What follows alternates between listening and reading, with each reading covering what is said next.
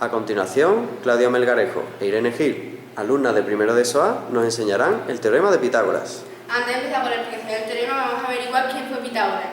Pitágoras de Samos fue un filósofo y matemático griego, nacido en el año 569 a.C., considerado el primer puro matemático de la historia. En primer lugar, vamos a recordar un par de ideas. Un triángulo rectángulo es un triángulo con un ángulo recto, como podéis ver en este triángulo rojo, y tiene tres lados. El más grande conocido como la hipotenusa y los otros dos los catetos.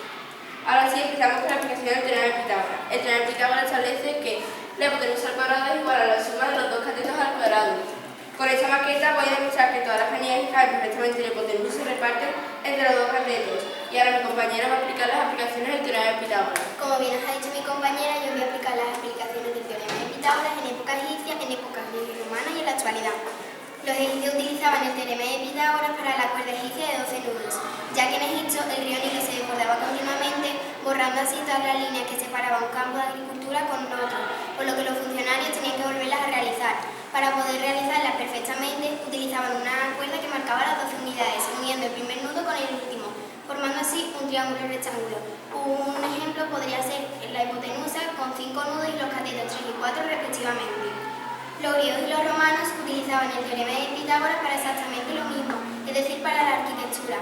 Una de sus aplicaciones más importantes eran las construcciones de rampas, ya que si sabían la altura, el cateto 1 y la base, el cateto 2, podían averiguar la longitud de la rampa, o mejor dicho, la longitud de la hipotenusa.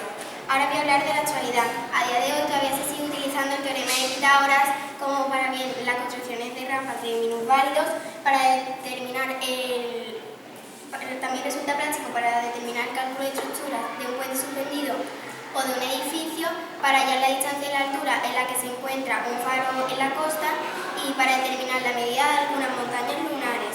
Es decir, que en general el teorema de Pitágoras se puede utilizar para hallar cualquier longitud en donde intervenga un triángulo rectángulo.